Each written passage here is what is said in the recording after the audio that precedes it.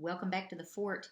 We're picking up today in our Dragon Master's Roar of the Thunder Dragon with Chapter 11. King Roland's Demand. I have made a decision about Eco, King Roland said to Griffith.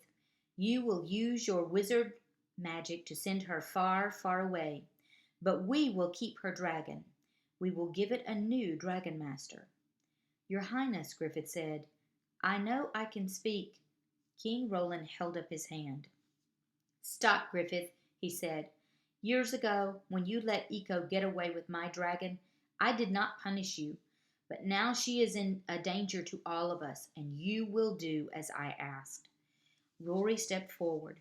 You can't take Nero away from Eco. A dragon and a dragon master have a bond. Griffith put a hand on Rory's shoulder. Your Highness, I have taken Eco's dragonstone from her, so she cannot connect with her dragon, he said. I will ask the dragonstone to find a new master for Nero. This isn't right, Rory argued. She brushed away Griffith's hand. Get it done, wizard. You have until dawn to banish Eco. King Roland ordered, and I want to see you and your dragon masters in my throne room in 1 hour. Queen Rose and I will be wed in a simple ceremony. We will be there, Griffith replied, and the king left. Rory sat down. She stared at her boots. Drake could see tears glistening in her eyes. Griffith, where will you send Eco? Bo asked. I don't know yet, Griffith replied, and his voice sounded very sad. Do you really have to send her away? Petra asked. Maybe the king... Griffith interrupted her. I do not agree with the king, he said, but I must obey him. Chapter 12. A Strong Connection. Diego clapped his hands together. You all have a wedding to prepare for, he said, and Carlos and I must take Lalo back home. Let us go to the dragon caves, Griffith said. Moments later they all gathered around as Diego opened the door to Lalo's cave. Lalo, we're going to go home now, Carlos said, patting the baby dragon's head. You will sleep in the stable at Diego's cottage. The dragon stone around Carlos's neck began to glow. Carlos smiled. Lalo does not know words yet, but he sends me his feelings, he told the dragon masters. Right now he is calm and he is happy. Diego stepped inside the cave. It is settled then. The 3 of us will head home. Have fun at the wedding, everyone.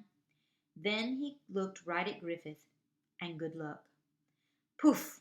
Diego, Carlos, and Lalo disappeared. Griffith turned to the dragon masters. Now we must get ready for the wedding. Let's get you all cleaned up. The dragon masters' fancy outfits were torn and stained, and Griffith pointed at Bo. Sparks flew from his finger. Bo's blue tunic looked like new again. Griffith used magic to spruce them all up, one by one. Drake was too lost in his own thoughts to enjoy the fun magic. Did Worm miss his home, he wondered? If he wanted to be free, could I let him go? Dragon Masters, please shine your dragon scales, Griffith said. Drake entered Worm's cave.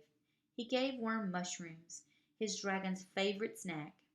He shined Worm's scales with a brush. Worm, if you could go back home, would you? Drake asked. Worm turned his head to look at Drake. He was silent for a moment. Then Drake heard Worm's voice in his head. Drake is my home. Drake hugged Worm around the neck. You are my home too, Worm.